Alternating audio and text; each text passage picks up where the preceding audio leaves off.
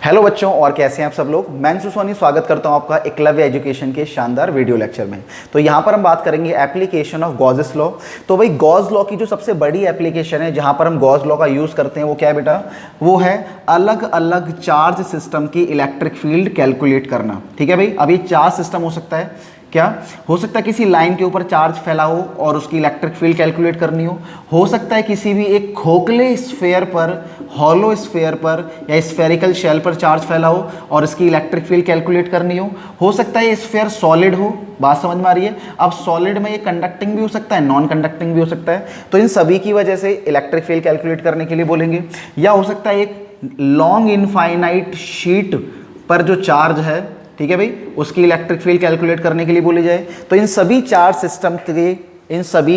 System की electric field calculate करने के लिए हम गॉस थ्योरम का यूज करने वाले हैं भाई। ठीक है, अब ये हम कैसे करेंगे जरा समझते हैं भाई। ठीक है, तो सबसे पहली वाली जो एप्लीकेशन यहां पर है वो कौन सी है भाई, thin uniformly charge spherical shell की हमें इलेक्ट्रिक फील्ड कैलकुलेट करनी है।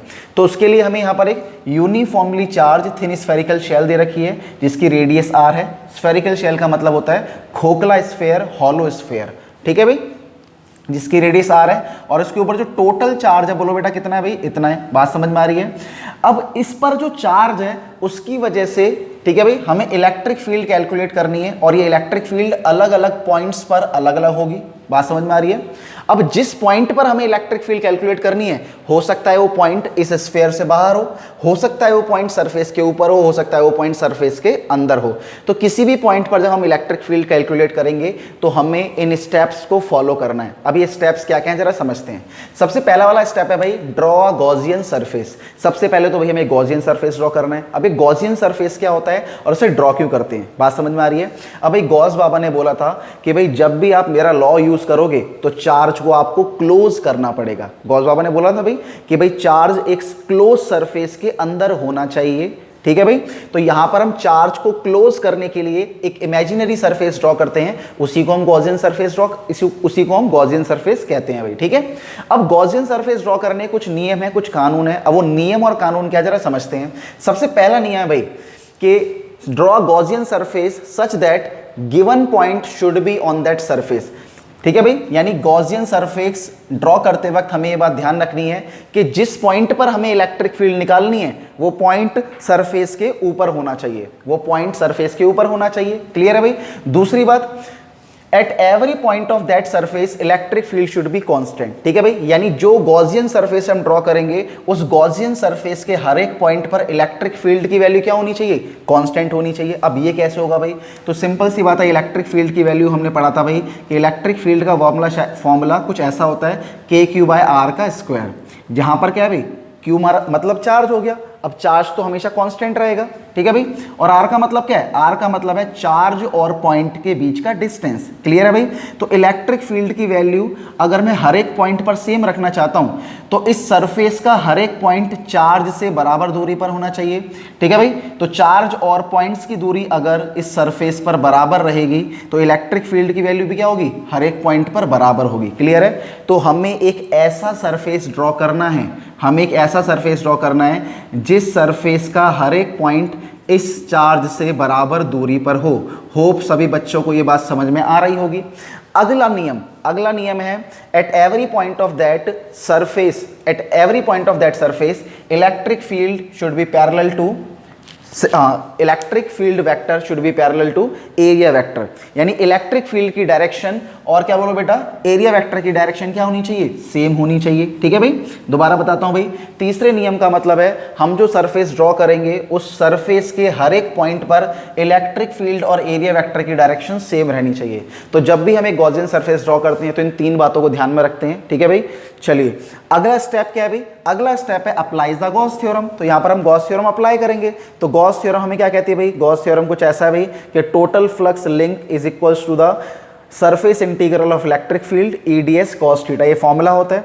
तो गॉस थ्योरम के अकॉर्डिंग किसी भी क्लोज सरफेस से, ठीक है भाई, किसी भी क्लोज सरफेस से या किसी भी गॉसियन सरफेस से जो टोटल फ्लक्स लिंक करता है वो किसके बराबर होता है, total charge inside this Gaussian surface, ठीक है भाई, डिवाइडेड बाय एप्सिलॉन नॉट, ये बराबर होगा EDS cos जीरो। ये कॉस जीरो क्यों बोला?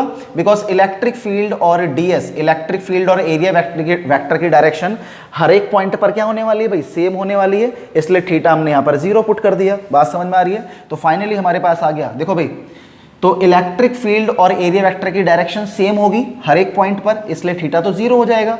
दूसरी बात क्या बेटा? इलेक्ट्रिक फील्ड की वैल्यू हर एक पॉइंट पर क्या रहेगी? कांस्टेंट रहेगी। तो इलेक्ट्रिक फील्ड अगर कांस्टेंट है तो उसे क्या करेंगे? इंटीग्रेशन से बाहर निकाल लेंगे। क्लियर है? तो फाइनली हमारे पास ये आ गया। ठीक है, अब मैं क्या करूंगा बोलो बेटा? अब ds को इंटीग्रेट करूंगा।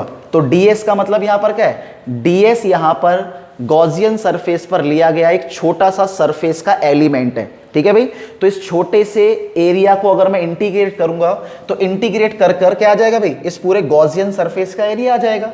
जब मैं इस छोटे से एलिमेंट को इंटीग्रेट करूंगा तो यहां पर क्या होगा? इस पूरे गॉसियन सरफेस का एरिया आ जाएगा। ठीक है भाई, और Q की वैल्यू हमें पता होगी, एप्सिलॉन नॉट हमें पता है, तो यहां से हम इलेक्ट्रिक फील्ड की वैल्यू क्या है बोलो बेटा? कैलकुलेट कर पाएंगे। समझ में आगे नहीं आ गया? क्लियर हो गया सही बच्चों को? तो चलिए भाई चलते हैं आगे। ठीक है, तो सबसे पहले हम यहां पर कैलकुलेट करने वाले हैं भाई क्या? इस thin spherical uniformly charge shell की वजह से इलेक्ट्रिक फील्ड। तो चलिए शुरू कर।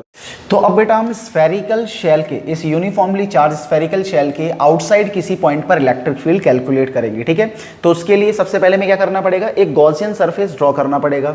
तो इसके लिए जो हमने गॉसियन सरफेस लिया है वो कैसा बेटा? स्फेरिकल है। तो स्फेरिकल हमने इसलिए लिया है क्योंकि इस स्फीयर का हर एक पॉइंट चार्ज से बराबर दूरी पर है, जिसकी वजह से स्फीयर के हर एक पॉइंट पर इलेक्ट्रिक फील्ड कांस्टेंट हो जाएगी। दूसरा, स्फीयर के हर एक पॉइंट पर जो इलेक्ट्रिक फील्ड होगी वो रेडियली आउटवर्ड होगी और एरिया वेक्टर की डायरेक्शन भी क्या होगी भाई? एकदम परपेंडिकुलर टू द सरफेस होगी। तो इस तरीके से ये दोनों क्या होंगे? इस सरफेस के हर एक पॉइंट पर इलेक्ट्रिक फील्ड वेक्टर और एरिया वेक्टर, ये दोनों की डायरेक्शन सेम रहेगी, यानी दोनों पैरेलल रहेंगे। समझ में आगे नहीं आ गया? तीसरा पॉइंट क्या है बेटा? तीसरा पॉइंट ये है, जिस पॉइंट पर मुझे इलेक्ट्रिक फील्ड निकालनी है वो पॉइंट सरफेस के बाहर है। तो इसलिए जो गॉसियन सरफेस ड्रॉ किया गया है वो स्फीयर के, स्फेरिकल शेल के बाहर ड्रॉ किया गया है, या स्फेरिकल शेल से बड़ा ड्रॉ किया गया है। बात समझ में आ रही है? तो ये बात आपको ध्यान रखनी भाई। ठीक है, और ये पॉइंट जितना दूर यहां पर होगा उतना ही दूर हम इस शेल को ड्रॉ करेंगे। तो यहां पर ये बात लिखी है, समझना जरा इस चीज को। Draw spherical Gaussian surface of radius r outside the spherical shell such that given point on that surface at every point of which electric field is equals to constant and area vector and surface area vector electric field vector and area vector parallel, और parallel होने की वजह से theta कितना हो जाएगा? Zero. बात समझ में आ रही है? अब स्टेप नंबर 2 अप्लाई करेंगे। अब जैसा कि हमें पता है कि हमारा जो फ्लक्स होता है, टोटल फ्लक्स जो इस गॉसियन सरफेस से लिंक कर रहा होगा वो बराबर होगा क्या बोलो बेटा जी? EDS cos theta. समझ में आगे नहीं आ गया? और यहाँ पे थीटा की वैल्यू कितनी हो जाएगी? थोड़ी देर पहले बताया था, बोलो बेटा।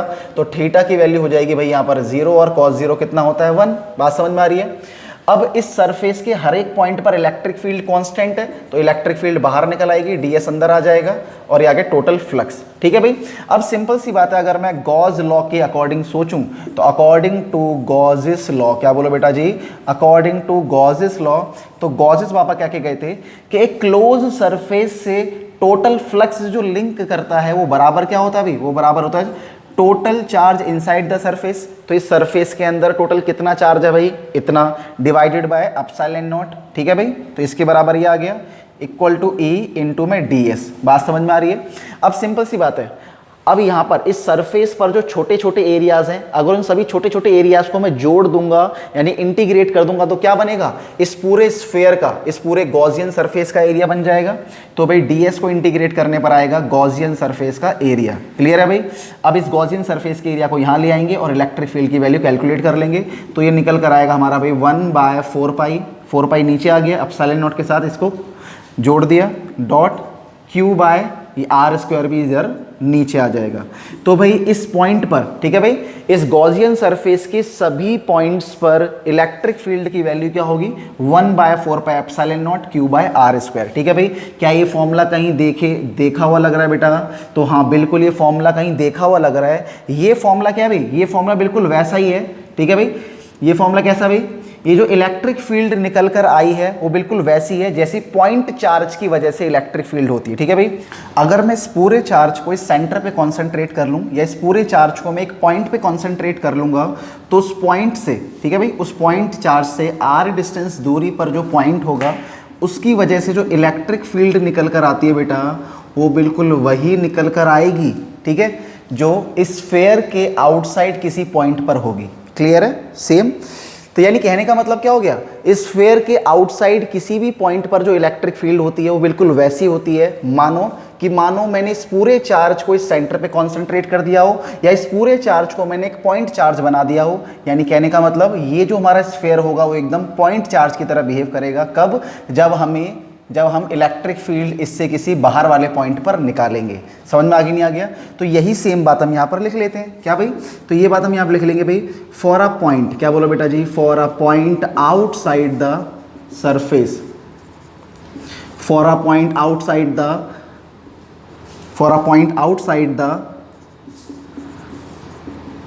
spherical cell, electric field is same as if the entire charge is concentrated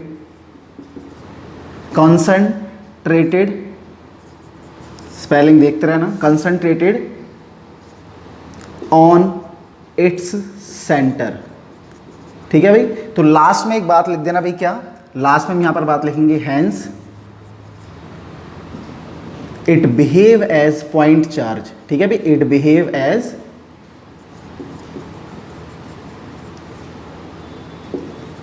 point charge. तो एक पॉइंट चार्ज की तरह, स्फेरिकल शेल एक पॉइंट चार्ज की तरह बिहेव करेगी।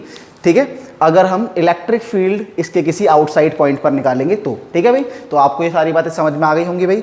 अब हम बात करेंगे भाई, अब हम इलेक्ट्रिक फील्ड निकालेंगे इसके सरफेस पर किसी पॉइंट पर। ठीक है भाई? अब हम एक ऐसे पॉइंट पर इलेक्ट्रिक फील्ड निकालने वाले हैं जो स्फेरिकल शेल के सरफेस पर होगा। तो चलिए भाई शुरू करते हैं। इसको मिटाने वाला हूँ भाई मैं।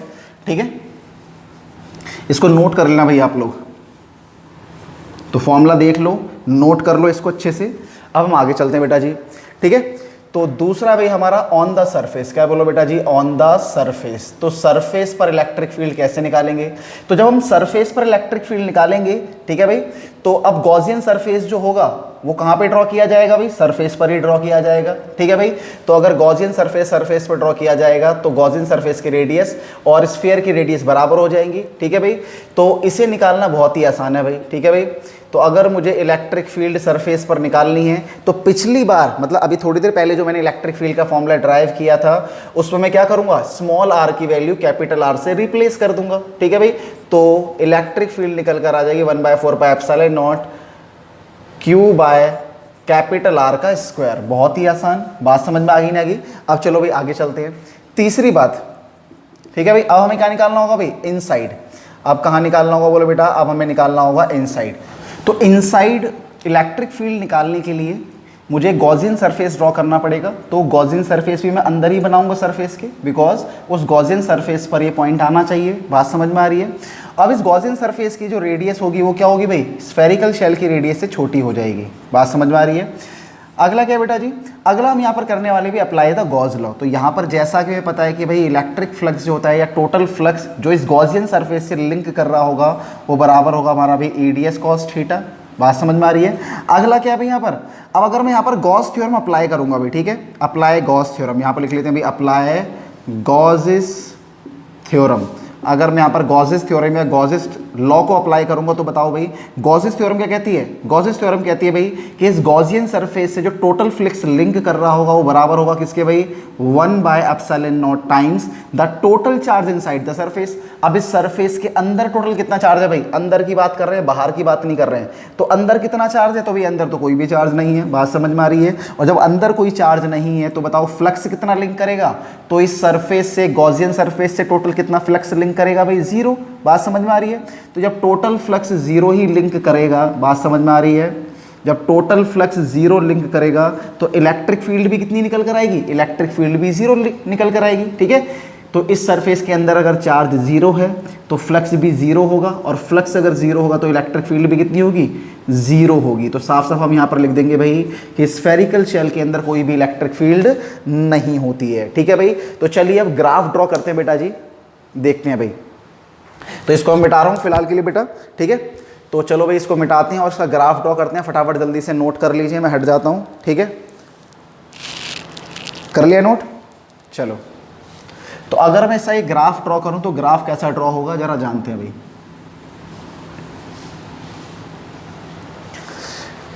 तो ग्राफ किस किस के बीच में ड्रॉ करने वाले हैं बोलो बेटा। तो ग्राफ यहां पर जो हम ड्रॉ करने वाले हैं वो ड्रॉ करेंगे बेटा जी इलेक्ट्रिक फील्ड, ठीक है, और डिस्टेंस, यानी गॉसियन सरफेस की रेडियस कह लें या पॉइंट पी का डिस्टेंस कह लें भाई स्फीयर से। तो यहां पर क्या भाई 3 पॉइंट होंगे, या तो वो या तो हम सरफेस पर इलेक्ट्रिक फील्ड निकाल रहे थे या सरफेस के अंदर इलेक्ट्रिक फील्ड निकाल रहे थे, ठीक है भाई, या सरफेस के बाहर इलेक्ट्रिक फील्ड निकाल रहे थे। तो सरफेस पर जो इलेक्ट्रिक फील्ड निकल कर आई थी वो मैक्सिमम निकल कर आई थी, बात समझ में आ रही है। सरफेस पर जो इलेक्ट्रिक फील्ड निकल कर आई थी वो मैक्सिमम निकल कर आई थी, और कितनी थी 1/4πε0 Q/r², बात समझ में आ रही है। और सरफेस के अंदर तो इलेक्ट्रिक फील्ड जीरो थी, है ना भाई, सरफेस के अंदर तो इलेक्ट्रिक फील्ड जीरो थी, इसलिए यहाँ पर कोई भी लाइन नहीं होगी।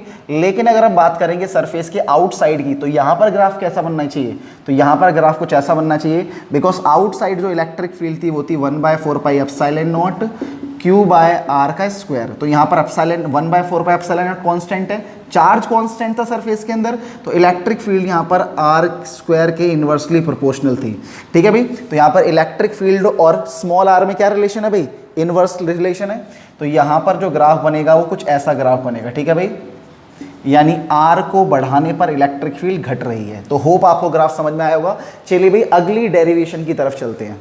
अगली डेरिवेशन जो हम करने वाले हैं वो किसकी वजह से करने वाले भाई, तो अगली डेरिवेशन में जो हमारा चार्ज होगा वो सॉलिड कंडक्टिंग स्फीयर पर होगा, ठीक है भाई।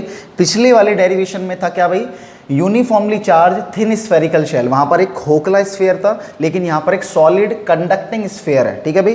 तो सॉलिड कंडक्टिंग स्फीयर की वजह से हमें इलेक्ट्रिक फील्ड कैलकुलेट करनी होगी, और इसकी जो इलेक्ट्रिक फील्ड है वो हमें आउटसाइड किसी पॉइंट पर, ठीक है भाई, स्फीयर के सरफेस पर और स्फीयर के अंदर किसी पॉइंट पर, ठीक, कैलकुलेट करनी होगी।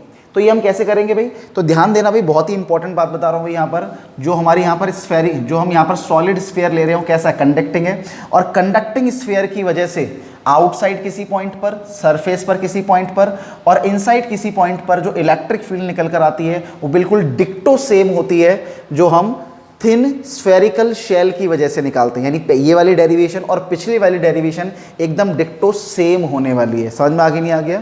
और इसका रीज़न ये है कि भाई इस वाली शेल के अंदर भी कोई चार्ज नहीं मिलता, भले ही ये सॉलिड है लेकिन ये कंडक्टिंग भी है, और किसी भी कंडक्टर पर जो टोटल चार्ज होता है वो हमेशा उसके सरफेस पर पाया जाएगा। ठीक है भाई, किसी भी कंडक्टर के सरफेस पर जो चार्ज होता है, टोटल चार्ज, वो हमेशा उसके सरफेस पर पाया जाता है, उसके अंदर कोई भी चार्ज नहीं मिलेगा। और जब इसके अंदर चार्ज नहीं होगा तो फ्लक्स भी जीरो होगा और इलेक्ट्रिक फील्ड भी क्या होगी, जीरो। तो ये भी बिल्कुल कैसा बिहेव करेगी, ये भी बिल्कुल ऐसा बिहेव करेगी जैसे ये थिन स्फेरिकल शेल हो। ठीक है भाई, तो दोनों की डेरिवेशन सेम है। ठीक है, तो अब चलते हैं भाई अगली वाली डेरिवेशन पे। बेटा हम जो इलेक्ट्रिक फील्ड कैलकुलेट करेंगे वो एक ऐसे स्फीयर की वजह से करेंगे जो सॉलिड तो है लेकिन नॉन कंडक्टर है। ठीक है भाई, तो अब इसकी वजह से जो इलेक्ट्रिक फील्ड होगी, ध्यान देना भाई, इस सॉलिड स्फीयर के, अब ये सॉलिड स्फीयर नॉन कंडक्टिंग है, अगर ये सॉलिड स्फीयर नॉन कंडक्टिंग होगा तो इसके बाहर यानी इसके सरफेस पर भी थोड़ा बहुत चार्ज होगा और इसके सरफेस पर भी थोड़ा बहुत चार्ज होगा। ठीक है भाई, तो सॉलिड स्फीयर अगर नॉन कंडक्टिंग होता है तो इसके सरफेस के साथ साथ इसके अंदर भी बहुत सारा चार्ज पाया जाता है। ठीक है भाई, तो भाई अब मैं इसके आउटसाइड किसी पॉइंट पर चार्ज कैलकुलेट करूंगा, तो आउटसाइड किसी पॉइंट पर जो चार्ज कैलकुलेट करूंगा वो बिल्कुल सेम होगा जो मैंने पहले कैलकुलेट करके दिखाया था ऑन सरफेस। तो ऑन सरफेस पर भी मैं जो चार्ज कैलकुलेट करूंगा वो बिल्कुल सेम होगा जो मैंने पहले कैलकुलेट किया था पहली वाली डेरिवेशन में। ठीक है, अब बात आती है भाई इनसाइड किसी सरफेस पर या इनसाइड किसी पॉइंट पर। तो इनसाइड किसी पॉइंट पर चलते हैं, ध्यान देना भाई सारे बच्चे। ये मैंने शेल ड्रॉ, हाँ ये मैंने स्फीयर ड्रॉ कर लिया। अब इस स्फीयर के अंदर भी चार्ज है। ठीक है भाई, अगर स्फीयर नॉन कंडक्टिंग होता है तो उसके अंदर भी कुछ ना कुछ चार्ज पाया जाता है। अब मुझे स्फीयर के अंदर किसी पॉइंट पी पर इलेक्ट्रिक फील्ड कैलकुलेट करनी है। थर्ड पार्ट करते हैं इसका, इनसाइड। ठीक है भाई, तो मैं इसके अंदर एक गॉसियन सरफेस ड्रॉ करूंगा। ठीक है भाई, अगर मुझे अंदर वाले पॉइंट पर इलेक्ट्रिक फील्ड निकालनी है तो अंदर मुझे गॉसियन सरफेस ड्रॉ करना पड़ेगा, और इस गॉसियन सरफेस की रेडियस स्मॉल आर मान लेते हैं और इसकी रेडियस कैपिटल आर है ही। बात समझ में आ रही है? तो यहाँ पर हम ये लिख सकते हैं। चलिए, तो यहाँ पर जैसा कि मैं अगर गॉस थ्योरम अप्लाई करूँ तो गॉस थ्योरम यहाँ पर क्या कहती है भाई, सॉरी, यहाँ पर जैसा कि मुझे पता है इस गॉसियन सरफेस से जो टोटल फ्लक्स लिंक करेगा वो बराबर होगा भाई हमारा E D S cos theta. बात समझ में आ रही है? तो यहाँ पर निकल कर आएगा भाई ई डी एस, यहाँ पर ई और डी दोनों पैरेलल होते हैं, इसलिए थीटा कितना आ जाएगा बोलो बेटा? थीटा यहाँ पर 0 निकल कर आएगा। बात समझ में आ गई नहीं आ गई? अगला इलेक्ट्रिक फील्ड, इस गॉसियन सरफेस के हर एक पॉइंट पर इलेक्ट्रिक फील्ड कांस्टेंट होगी, इसलिए इलेक्ट्रिक फील्ड बाहर आ जाएगी और डीएस अंदर चला जाएगा। ठीक है भाई। अब इस गॉसियन सरफेस से टोटल कितना फ्लक्स लिंक कर रहा है वो हमें कौन बताएगा? वो हमें बताएगा हमारे गॉस बाबा। तो गॉस थ्योरम यहाँ पर क्या कहते हैं जरा जानते हैं भाई। तो अकॉर्डिंग टू गॉस लॉ या अकॉर्डिंग टू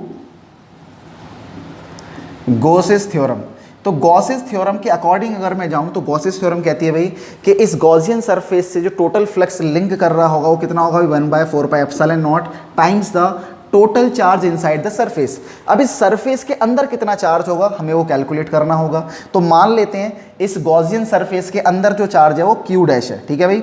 इस पूरे सरफेस पर, इस पूरे स्फीयर में कितना चार्ज है? इतना। तो इस छोटे से स्फीयर के अंदर, छोटे से गॉसियन स्फीयर के अंदर कितना चार्ज होगा? मान लेते हैं क्यू डैश, ये बराबर आ गया ई। और ds को अगर मैं इंटीग्रेट करूंगा, यानी इस गॉसियन सरफेस पर ये छोटे छोटे जो एरिया हैं अगर इन सबको जोड़ दूंगा तो गॉसियन सरफेस का एरिया आ जाएगा, यानी 4πr का स्क्वायर। बात समझ में आ रही है? तो चलिए भाई इलेक्ट्रिक फील्ड कैलकुलेट करके हमारे पास कितनी आ गई? 1/4πε0 क्यू डैश डिवाइडेड बाय कितना बोलो बेटा जी? स्मॉल r का स्क्वायर। लेकिन अभी तक हमने इस चार्ज की वैल्यू कैलकुलेट नहीं की जो इस छोटे से गॉसियन सरफेस के अंदर था। तो चलिए वो कैलकुलेट कर लेते हैं भाई नाउ। अब जैसा कि मुझे पता है भाई इस पूरे वॉल्यूम के अंदर 4/3πr क्यूब, ठीक है भाई, इस पूरे वॉल्यूम के अंदर 4/3πr क्यूब के अंदर टोटल कितना चार्ज है भाई? इतना। यूनिटरी मेथड का यूज कर रहे हैं भाई, ठीक है। तो यूनिट चार्ज, यूनिट वॉल्यूम के अंदर कितना चार्ज होगा? Q/4/3πr का क्यूब। क्लियर है? तो अब मुझे बताओ भाई इस छोटे से वॉल्यूम के अंदर कितना चार्ज होगा? छोटे से वॉल्यूम का मतलब क्या हो गया बोलो बेटा जी? छोटे से वॉल्यूम का मतलब हो गया कि मैं इसको यहाँ मिटा के यहाँ लिख देता हूँ, ठीक है भाई। छोटे से वॉल्यूम का मतलब हो गया 4/3π स्मॉल r का क्यूब, ठीक है भाई।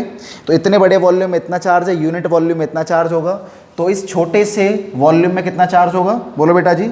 Q/4/3πr क्यूब इंटू में 4/3π स्मॉल r का क्यूब। क्लियर है? तो 4/3 से 4/3π कट जाएगा और यहाँ पर क्या कट जाएगा? और कुछ नहीं बचेगा, बस यहाँ पर आ गया भाई QR cube divided by capital R का क्यूब। समझ में आ गया नहीं आ गया? तो यहाँ पर मुझे पता लग गया इस छोटे से सरफेस के अंदर, इस गॉसियन सरफेस के अंदर इतना चार्ज होगा और ये वैल्यू ही Q डैश के बराबर होगी। समझ में आया नहीं है बेटा? क्लियर हो गया? ठीक है। अब ये वैल्यू उठाकर हम कहाँ पुट कर देंगे? यहाँ पर पुट कर देंगे। चाहो तो आप इसको इक्वेशन नंबर 1 मान सकते हो, ठीक है। तो इस पूरे को मैं मिटा रहा हूँ, फटाफट जल्दी से इसको नोट कर लो बेटा आप लोग, ठीक है। नोट कर लिया? तो यहां पर हम क्या करेंगे भाई? Put value of Q dash, put value of Q dash in equation 1। तो इक्वेशन 1 के अंदर हम क्यू डैश की वैल्यू को पुट कर लेंगे, ठीक है बेटा जी। तो यहां पर इलेक्ट्रिक फील्ड निकल कर आएगी 1/4πε0, ठीक है। और यहां पर क्यू डैश की जो वैल्यू है कितनी है? क्यू डैश की जो वैल्यू है वो है Q small r cube divided by capital R cube, और नीचे क्या है बेटा जी? स्मॉल r का स्क्वायर।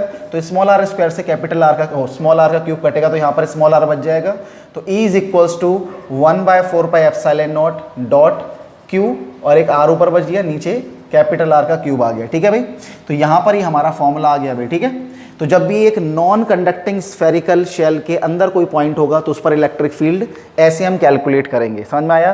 तो यहाँ पर एक बात ध्यान रखना भाई, 1/4πε0 कांस्टेंट है, चार्ज इस पूरे सरफेस पर जो चार्ज है वो कांस्टेंट है, और इस स्फीयर की जो रेडियस है वो भी कांस्टेंट है, ठीक है। तो क्या भाई साफ साफ पता लग रहा है कि ये सारी वैल्यू कांस्टेंट है, तो इलेक्ट्रिक फील्ड इस सरफेस के अंदर जो इलेक्ट्रिक फील्ड होगी वो R के डायरेक्टली प्रोपोर्शनल होगी। यानी कहने का मतलब जैसे जैसे मैं इस पॉइंट से दूर जाऊंगा वैसे वैसे इलेक्ट्रिक फील्ड बढ़ेगी, और सरफेस पर जाकर इलेक्ट्रिक फील्ड मैक्सिमम हो जाएगी, और सरफेस से दूर जाऊंगा तो इलेक्ट्रिक फील्ड घटना शुरू हो जाएगी। अब मैं अगर इसके लिए ग्राफ बनाऊंगा तो ग्राफ कैसा बनेगा जरा जानते हैं भाई, ठीक है। इसको मिटा रहा हूँ, नोट कर लेना। तो अगर मैं ग्राफ बनाता हूं यहां पर तो ग्राफ कैसे ड्रॉ होगा जरा जानते हैं भाई।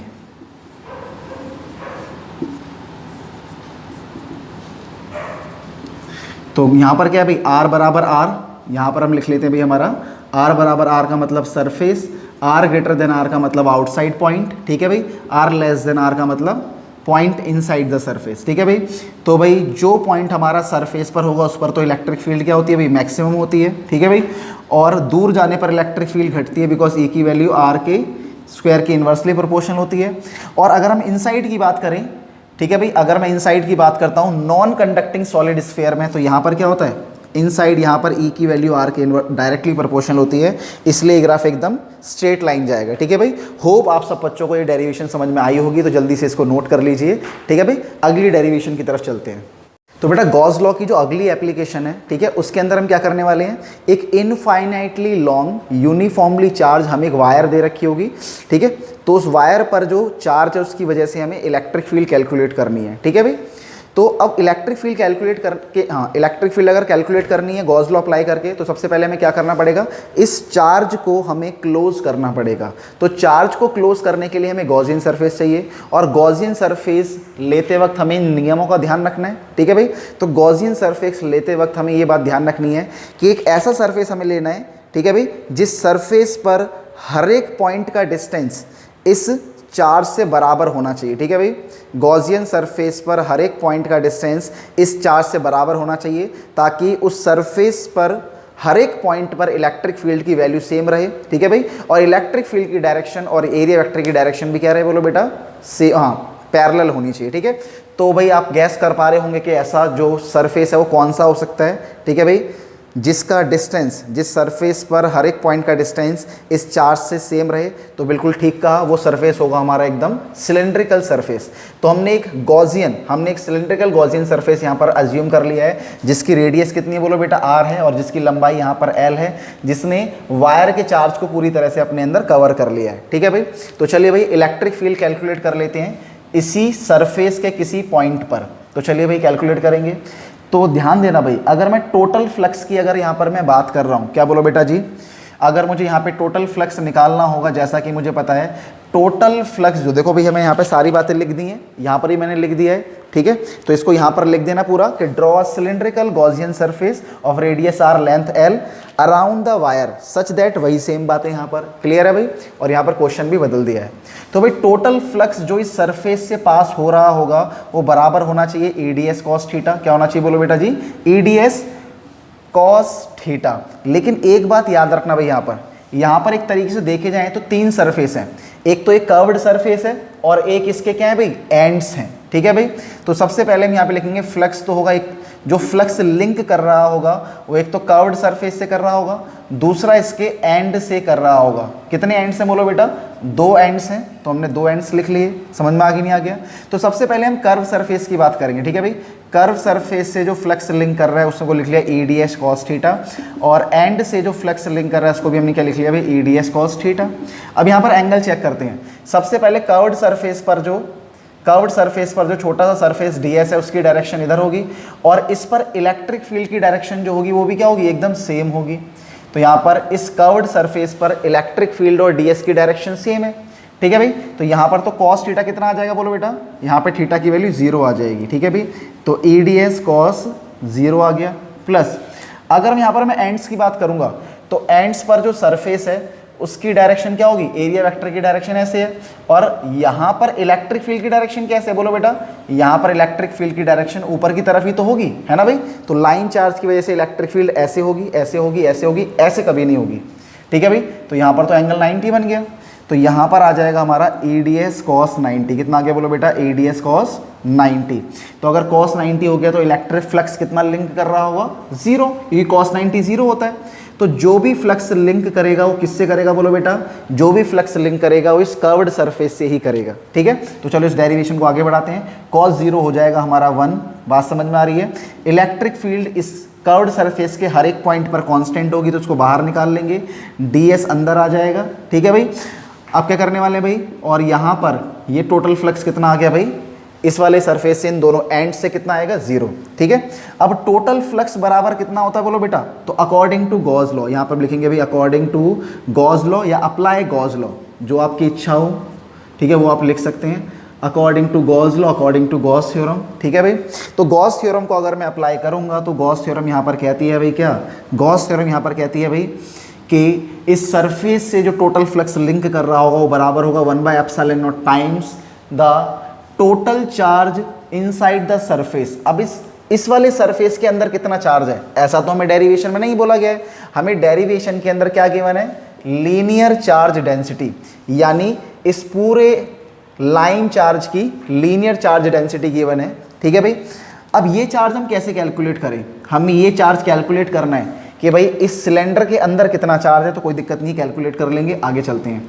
ई यहाँ पर आ गया, अगर मैं ds को इंटीग्रेट करूंगा इस कर्व्ड सरफेस पर जितने भी एरियाज हैं छोटे छोटे, अगर उन सबको मैं जोड़ दूं या इंटीग्रेट करूं तो मुझे क्या मिलेगा, इस सिलेंडर का कर्व्ड सरफेस एरिया मिल जाएगा, और वो कितना होता है 2πr इंटू में l। क्लियर है भाई। अब यहाँ से इलेक्ट्रिक फील्ड हम निकाल लेंगे, तो चलिए भाई निकालते हैं। मैं ऊपर का मिटाने वाला हूँ बेटा जी, फटाफट जल्दी से नोट कर लीजिए इसको, या फिर मैं यहाँ से मिटा देता हूँ।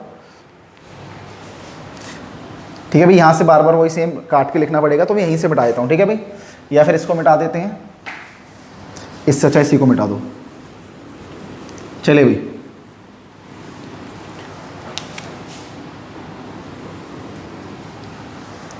तो यहाँ पर क्या आ जाएगा बोलो बेटा जी, तो आगे अगर हम देखेंगे इलेक्ट्रिक फील्ड जो हमारी निकल कर आएगी वो कितनी निकल कर आएगी, इलेक्ट्रिक फील्ड निकल कर आएगी 1/2πε0।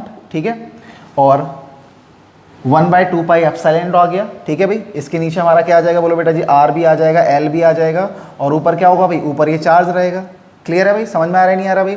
अब ध्यान देना भाई, जैसा कि मुझे पता है कि जो हमारी लीनियर चार्ज डेंसिटी होती है वो बराबर क्या होती है, लीनियर चार्ज डेंसिटी होती है यहाँ पर Q/L। क्या होती है बोलो बेटा जी, Q/L होती है।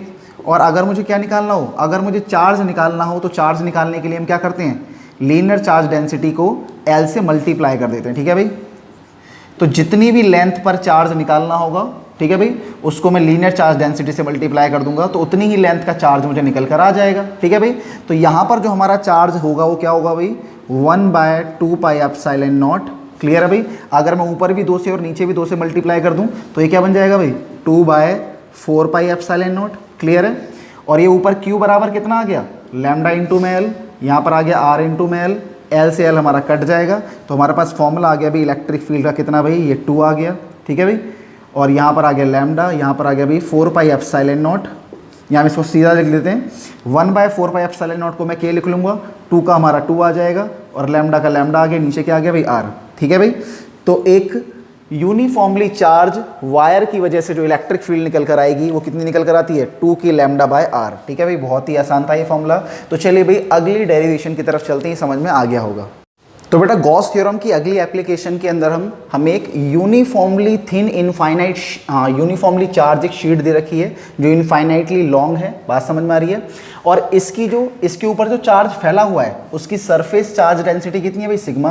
क्वेश्चन में लिखा है by using the Gauss law find the electric field due to a uniformly charge infinitely long sheet with surface charge density sigma coulomb पर मीटर स्क्वायर। ठीक है भाई, अब यहाँ पर ये पूरी शीट गिवन है, अब हमें क्या करना है भाई, अब शीट, ये तो शीट इनफाइनाइटली लॉन्ग है, अगर ये शीट इनफाइनाइटली लॉन्ग है तो हम इतनी बड़ी शीट की वजह से इलेक्ट्रिक फील्ड तो निकाल नहीं सकते, तो हम क्या करेंगे भाई, हम यहाँ पर एक छोटा सा एक पोर्शन ले लेंगे, एक छोटा सा एरिया ले लेंगे। अब इस छोटे से एरिया पर जो चार्ज है उसे ढकने की कोशिश करेंगे, उसे क्लोज करने की कोशिश करेंगे एक गॉसियन सरफेस का यूज़ करके।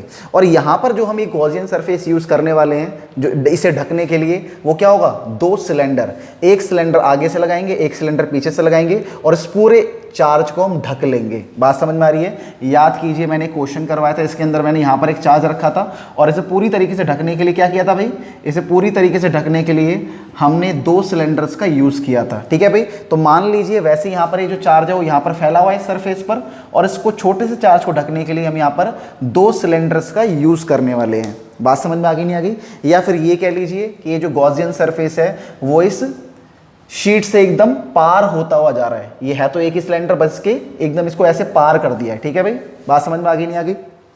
चलिए, तो यहाँ पर वही मैंने लिखा हुआ है सॉल्यूशन के अंदर। ठीक है भाई, सॉल्यूशन, तो यहां पर बोला गया draw a cylindrical Gaussian surface across the sheet, ठीक है भाई, शीट के एकदम अक्रॉस हमने गॉसियन सरफेस ड्रॉ किया है, ठीक है, जिसका एरिया ऑफ क्रॉस सेक्शन कितना है बोलो बेटा, और ये area of cross section A है।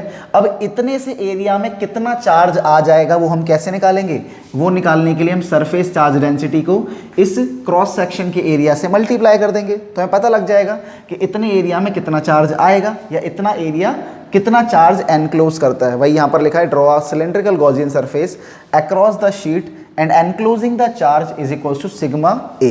समझ में आगे नहीं आ गया।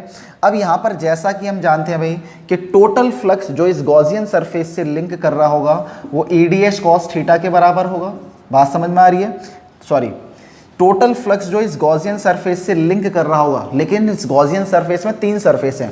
पहला सरफेस ये वाला है, दूसरा सरफेस ये, पहला सरफेस तो ये हो गया भाई, पहले सरफेस में तो हम कहेंगे भाई ये दोनों एंड्स हैं, और एक में क्या है भाई ये कर्व्ड सरफेस है। तो यहाँ पर भी सेम चीज़ करने वाले भाई, एक तो कर्व्ड सरफेस, दूसरा हम क्या लेंगे बोलो बेटा, एंड्स लेंगे। एंड्स कितने बोलो बेटा, यहाँ पर 2 हैं, तो 2 से मल्टीप्लाई कर दो। तो कर्व्ड से कितनी इलेक्ट्रिक फील्ड लिंक, हाँ कर्व्ड से कितना फ्लक्स लिंक करेगा जरा देखते हैं। तो यहाँ पर आएगा भाई EDS cos थीटा। तो थीटा चेक करते हैं कितना बन रहा है कर्व से। तो कर्व पे अगर मैं एक छोटा सा एरिया एलिमेंट मान लूँ DS, तो एरिया वेक्टर की डायरेक्शन ऊपर है, और इस फील्ड की वजह से इलेक्ट्रिक फील्ड की डायरेक्शन कैसे है भाई, आगे की तरफ है। तो इन दोनों में कितना एंगल बन गया भाई, 90 डिग्री का। तो सिंपल सी बात है भाई, कर्व से तो कोई भी फ्लक्स लिंक नहीं कर रहा होगा, बिकॉज cos 90 0 होता है। क्लियर है? दूसरा हम बात करते हैं भाई एंड से। तो एंड में EDS cos, देखें भाई थीटा कितना बनता है। तो भाई कर्व की अगर मैं बात करूंगा, सॉरी एंड्स की बात करूंगा, तो एंड्स पर DS की डायरेक्शन क्या होने वाली है भाई, इधर की तरफ, पॉजिटिव एक्स एक्सिस की तरफ, और इलेक्ट्रिक फील्ड की डायरेक्शन भी कैसी है, सेम। तो यहाँ पर एंगल कितना बन गया बोलो बेटा, यहाँ पर एंगल बन गया 0। सेम चीज़ यहाँ पर भी, शीट के इधर भी चार्ज होगा तो शीट के पीछे भी चार्ज होगा, आगे और पीछे दोनों तरफ पॉजिटिव चार्ज है, तो यहाँ से इलेक्ट्रिक फील्ड की डायरेक्शन ऐसी होगी, है ना भाई। तो यहाँ पर भी DS की डायरेक्शन ऐसी, और इलेक्ट्रिक फील्ड की डायरेक्शन जो होगी बोलो बेटा कैसी होगी भाई, ऐसी होगी। तो यहाँ पर भी इन दोनों की डायरेक्शन सेम है, तो यहाँ पर एंगल बन रहा है भाई 0, दोनों एंड्स पर एंगल 0 बन रहा होगा। तो यहाँ पर 2 से मल्टीप्लाई करना मत भूलना बिल्कुल भी। चलिए, तो यहाँ पर तो 0 फ्लक्स लिंक कर रहा होगा कर्व्ड सरफेस से, यहाँ पर कितना करेगा भाई 2। अब इलेक्ट्रिक फील्ड की वैल्यू यहाँ पर इस क्रॉस सेक्शन वाले एरिया पर हर जगह कांस्टेंट होगी, तो इसे हम E को बाहर निकाल लेंगे, और DS ये लिख लिया। क्लियर है? आगे चलते हैं फटाफट से। 2 आ गया, E आ गया। अगर मैं इस DS को इंटीग्रेट करूं, अगर मैं इस DS को इंटीग्रेट करूंगा तो मुझे क्या मिलेगा भाई, इस क्रॉस सेक्शन का एरिया मिल जाएगा, कितना है वो A। तो DS को इंटीग्रेट करने पर हमारे पास आ गया भाई A, ठीक है भाई, और यहाँ आ गया टोटल फ्लक्स। अब बारी आ गई है भाई क्या, गॉस थ्योरम को अप्लाई करने की, ठीक है भाई। तो गॉस थ्योरम को अप्लाई करने की बारी आ चुकी है, उसको मैं यहाँ पर लिख रहा हूँ, ध्यान देना भाई सारे बच्चे, ठीक है भाई। तो भाई अप्लाई गॉस लॉ, अगर मैं गॉस लॉ को अप्लाई करता हूँ तो क्या होगा बोलो बेटा जी, गॉसिस लॉ को अप्लाई करने पर क्या हो जाएगा, तो गॉसिस लॉ को अप्लाई करने पर ये टोटल फ्लक्स को हम क्या लिख सकते हैं भाई, 1/ε0, ठीक है भाई, total charge inside the surface. अब इस सरफेस के अंदर कितना चार्ज है, इस सरफेस के अंदर कितना चार्ज है, सिग्मा इंटू में A। कितना चार्ज है बोलो बेटा, सिग्मा इंटू में A, बराबर क्या आ गया भाई, बराबर आ गया भाई हमारा 2 इंटू में E इंटू में A। समझ में आगे नहीं आ गया? अब चलिए निकालना क्या है, इलेक्ट्रिक फील्ड, तो बाकी सारा सामान इधर ले आइए। तो इलेक्ट्रिक फील्ड बराबर हमारी हो जाएगी क्या बोलो बेटा जी, 1/ε0 सिग्मा इंटू में A, यहाँ पर आ गया 2, और 2 और A इसके नीचे आ जाएगा, ठीक है भाई। तो सिग्मा को हम क्या लिख सकते हैं बोलो बेटा, सिग्मा को हम यहाँ पर क्या लिख सकते हैं, सिग्मा को फिलहाल कुछ मत लिखिए, बस इलेक्ट्रिक फील्ड पर कॉन्सेंट्रेट करिए, ठीक है भाई। तो इलेक्ट्रिक फील्ड जो हमारी निकल कर आएगी वो कितनी निकल कर आ जाएगी बोलो बेटा, इलेक्ट्रिक फील्ड निकल कर आएगी, मैं यहाँ पर लिख देता हूँ, इलेक्ट्रिक फील्ड जो निकल कर आएगी हमारी वो निकल कर आएगी E बराबर सिग्मा बाय, अच्छा सॉरी यहाँ पर सिग्मा और साथ में A भी था, तो A से तो ये कैंसिल हो जाएगा। तो इलेक्ट्रिक फील्ड का फॉर्मूला आ गया हमारे पास सिग्मा बाय 2ε0। क्या आ गया बोलो बेटा, सिग्मा बाय 2ε0, ठीक है भाई।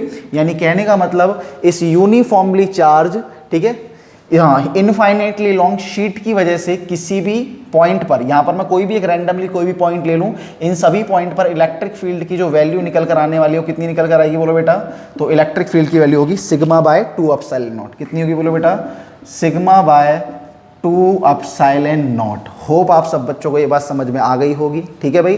तो यहाँ पर आप देख पा रहे होंगे कि इलेक्ट्रिक फील्ड की जो वैल्यू है वो आर के ऊपर डिपेंड नहीं करती, यानी शीट की वजह से चाहे किसी भी पॉइंट पर इलेक्ट्रिक फील्ड ली जाए वो सिग्मा बाय एप्सिलॉन नॉट ही होगी, ठीक है। तो होप आप सब बच्चों को सारी की सारी ये एप्लीकेशंस गॉसेस लॉ की समझ में आ गई होंगी, ठीक है भाई। तो अगले लेक्चर में कुछ और इंपॉर्टेंट डिस्कशन हम करने वाले हैं। Thank you.